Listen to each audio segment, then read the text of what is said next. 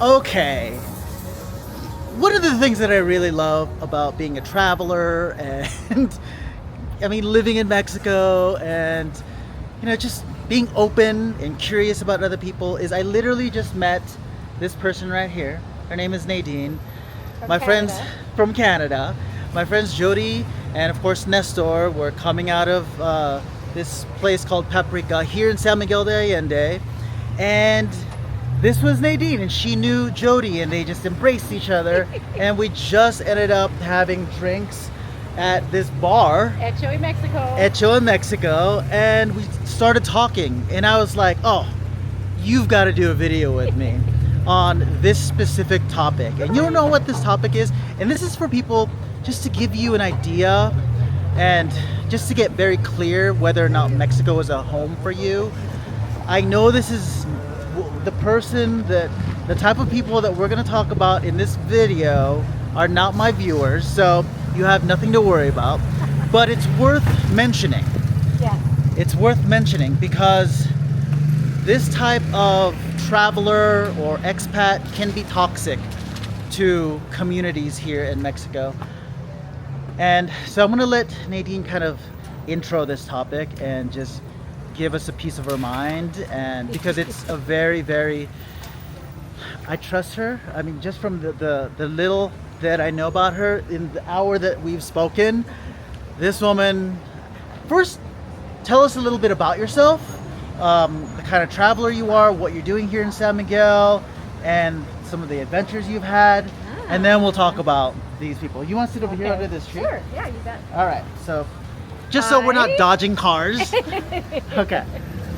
So, I came down to Mexico. We were just talking about this grand epic journey I took my 15-year-old son in. And so we came down about 16 years ago now. And we drove from Canada all through Mexico, Guatemala, Belize, back up through Mexico, and spent a year on the road. We never had one single issue, and I fell in love with Mexico. Never had a problem driving, never had a problem with anything. Safety? Loved it. Safe, totally fine. And we lived in our van, and we volunteered in hostels, and we did all kinds of things, but had a great trip. But really fell in love with Mexico, and have been coming back to Mexico now for 6 years on a regular basis. So I spend anywhere between 3 and 5 months a year here. Okay. And primarily have become sort of San Miguel based, both from house sitting and my 80-year-old mother. Her 80-year-old mother also house sits. Yes. How And amazing so, is that? Yeah, so it's super fun. So she and I do different sits. Sometimes we sit together, but we have a community here, which is really awesome. And most of our friends here have moved here. They're here permanently, and there kind of has become this little, and this is how our conversation started, with something we call the economic refugee. And it's really quite annoying that we do meet people who come from Canada and the US primarily, and they're here, but they're kind of like cranky all the time. They don't like Mexican food. They don't even really like the Mexicans. They don't speak Spanish, and they don't even pretend to try to speak Spanish or to learn it. They're cranky about rough roads. They're cranky about traffic. They're just cranky. Lots of complaints. They're just cranky. And you kind of go, well, why are you here? And most often it's because they can't afford, and that's their defense, is they can't afford to retire in their home countries. And I get that. I totally get that. Canada and the US is expensive to retire in. And in Canada, we have a lot of really, really cold winters that I don't want to be in anymore. But having said that, if you're going to come to another country, and believe me, Mexico is a completely other country. Don't think of it as just a little offshoot of the US. It's a completely different culture, language, everything. And embrace it. And that's my only message, is stop complaining that you can't get the brand of whatever, ketchup or whatever you want in the store. Find out what the most popular local one is and get it. Yes, there are stores that are bringing them down. And when you can find it, please don't complain about the cost of it. They brought it in for you. So just embrace the new culture, or at least be quiet about the things you don't like, or go home. Right? It's as simple as Just that. as simple as that. But if you're going to be here, enjoy it, embrace it. I've been eating street food in Mexico for years and years and years, never had a problem. Do people get sick in Mexico? Sure. Do people get sick in Vancouver? Sure. Do people get sick when they eat foods that they're not used to? Absolutely. But what I really get tired of is people saying, I've done Mexico and it's not for me. Like, really? How did you do Mexico?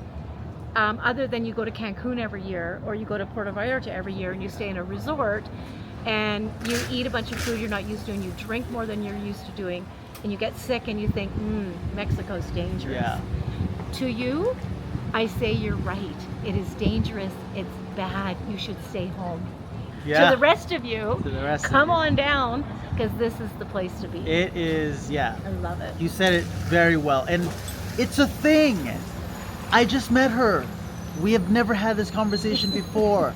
I have made videos about this. I believe it's called Don't Come to Guanajuato If. Yeah, exactly. And then I listed out a bunch of characteristics or complaints, Yeah. right?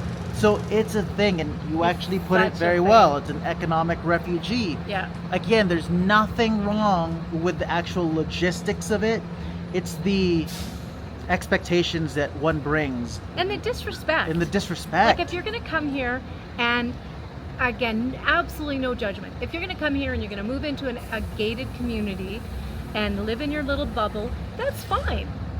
But then when you go outside of the bubble, please, please, please don't complain. Don't complain about garbage in the streets. Don't complain that there's no stop sign. Or the dogs. Don't complain about the dogs barking. Don't complain about the topes. The parades. It's Mexico. It's Mexico. It's a different country.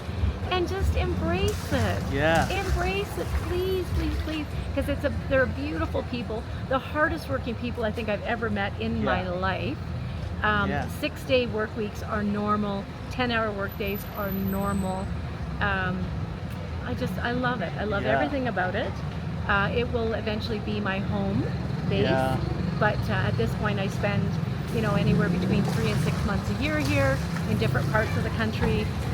The country is so big, so many great places to be, but you need to explore. You need to really experience all that it is, all that it can be, and you'll find your place. Yeah. Or you won't. Well, one of the things that I really loved about your story, because a lot of my viewers are retirees. Yep. Or nearing that age. Getting ready. And you speak to a lot of retirees. In fact, you work with a lot of women, right? Like, can you talk a little bit about what you do? Sure. Because I think it's very relevant. So when I was on my great epic adventure, I found a lot of women either traveling alone or, on the other extreme, afraid to travel on their own. And so I birthed Solo She Goes, which is, the tagline is, it's not about living solo, but it's about living solely responsible for what happens next. So it's about taking radical responsibility for this second stage of your life and embracing it. Even as a single woman over 50 or over 60.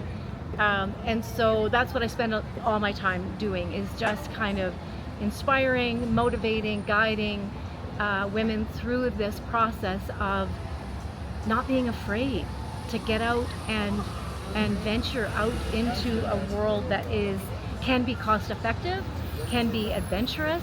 So I'm 61 and I'll leave here and go up to a little kite school north of Cancun, and I go and tend bar there for a month every year. Awesome. In exchange for my free tent on the beach. Again, camping on the beach is not everybody's thing when you're over 60, but I love it, and it lets me meet cool people.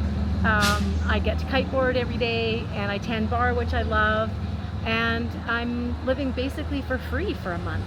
So that's one of my messages, is that retiring as a single woman does not have to be expensive, but you have to be open to living differently, traveling differently, being different, and you'll find your groove. And do you help women with that transition? I do, yeah. Awesome. Yeah. Okay, cool. So all from that whole downsizing, getting out from under your stuff, getting out from under the 3-bedroom house and wherever you are in Wisconsin, and deciding that you don't want to live the way society thinks you should as a retiree, is just embracing what you want, like finding your goal and what's important to you, and then working with that. So Absolutely love that message. Where is your so for example, where can people find you if they want to get in touch with you? Yeah, I love, you guys know I love promoting everyone. Okay, don't complain. Any chance that I get to promote anyone, I don't get anything out of this. Yeah. I just think she's a really cool person. I was about to say chick. I just think she's a really cool chick. 61-year-old chica. Yeah, and when she told me her story, I was like, oh, we've got to do a video together. So I'm gonna let her promote herself. So you can find me at Solo She Goes on Instagram. At Solo Chicos? Solo She Goes. It's Solo She Goes. I'll put the link in the description as well. So Solo She Goes. And yeah, so I do a little course on downsizing, decluttering, and but mostly just trying to inspire you to just get out from under what you think retirement needs to look like, and creating your own vision of that. That's all. Awesome. That's Does my your mission. mom make a cameo in your course? She does every once in a while. I think that's pretty phenomenal. Yeah. So she's 81, and she travels as extensively as I do. And we were in Greece last year for a month, and I'll be going to Portugal this year for 2 months and walking the Camino, my first time at 61. So I'm super excited about that. Yeah. And just kind of understanding what's possible and finding your groove. Yeah, very cool. Thank you so much for taking this time. You gotta love this randomness, and I just want to show you guys the patience here that's going on right now. Yeah. You see Jody and you see Nesta right there, looking really. Look at them. Nesta pretending like there's no camera in front of him, and he's just being Nesta. Oh, there he is, finally. He hates it when I videotape him without telling him. But anyway, all right, guys. I hope you like this video. I'll see you in the next one. Bye. Thanks, Nadine. Bye.